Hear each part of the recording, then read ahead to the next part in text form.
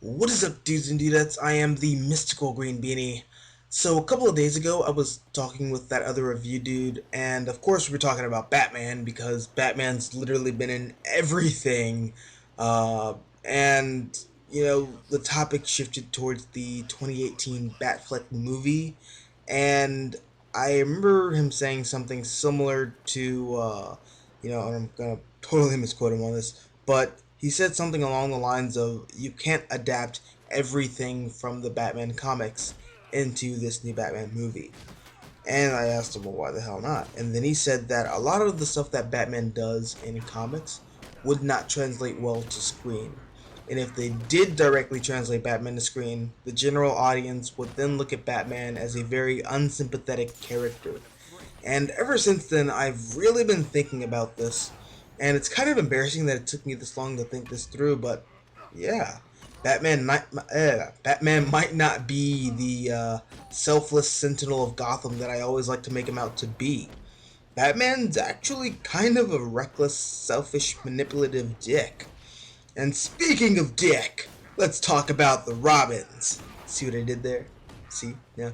No? Okay, whatever. Anyways, speaking of the Robins, they're all children, or at least they all start out as such. The youngest Robin to date that I can think of is Dick Grayson, who was no older than 8 years old when he first became the Boy Wonder.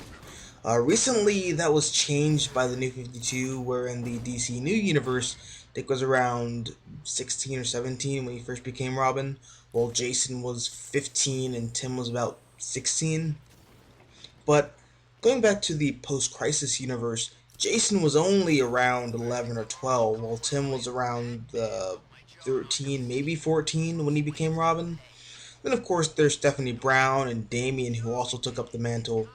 So, in the main universe, that is 5 Robins right there. 3 of which were brutally murdered by supervillains, and only one of them was discouraged from being Robin. But all that history aside, just the concept of Robin automatically makes Batman even more of an asshole. Like, this is a grown ass man who basically drafts children into his own personal war on crime, and then makes them dress up in a costume that is nowhere near urban camouflage, that would make them stick out like a sore thumb at night. And it's funny how little people actually address this as an issue.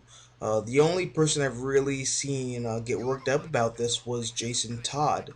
And, he was the first Robin to die. I know that many people would dismiss this as Jason being a crybaby because that's basically all he did as Robin. But I view this as a valid argument against Batman. And this isn't just limited to the Robins. This goes for all of Batman's allies as well. Case in point, the attack on Barbara Gordon, when Joker basically paralyzed and raped a teenage girl. All that just to get to Batman's best friend, Commissioner Gordon.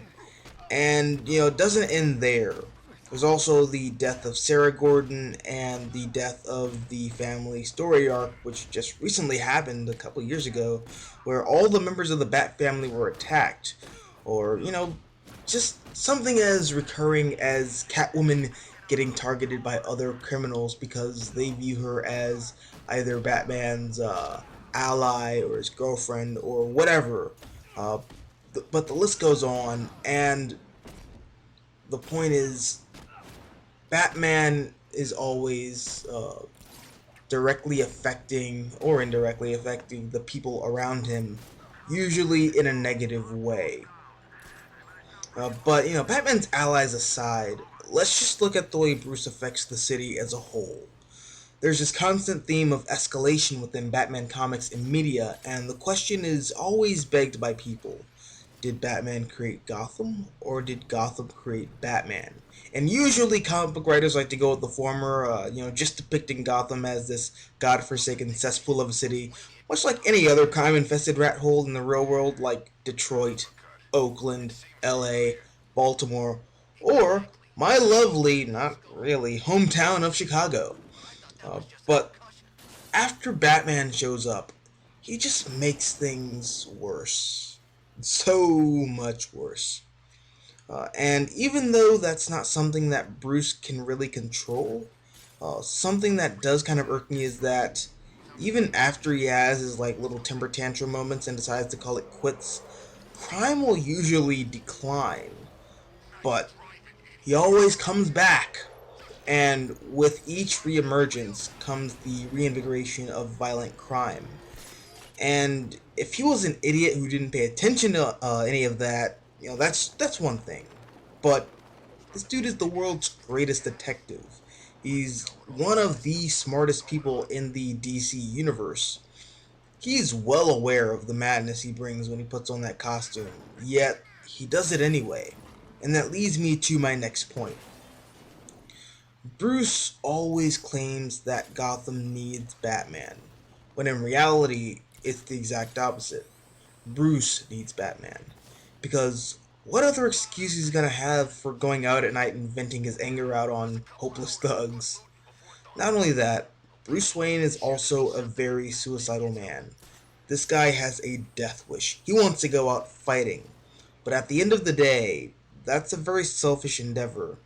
Because as long as he's Batman, he's dragging everybody else into the firing line, as I said earlier, with him, directly affecting his allies.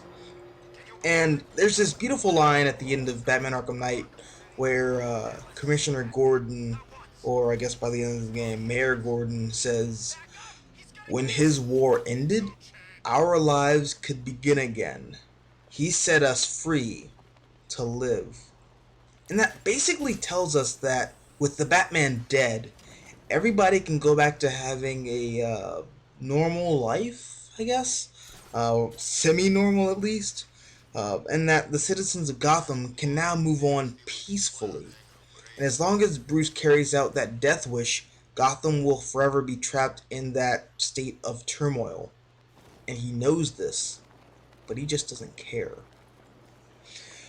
So yeah, that's it, guys. That was just me playing devil's advocate there. It was actually really fun to do. I do hope it opened y'all's jelly skulls, open to some new ideas.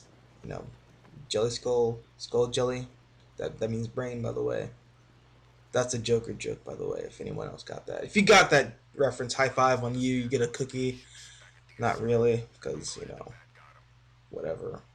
Anyways, I am the mystical green beanie. And as always, until next time, adios, nachos. Adios.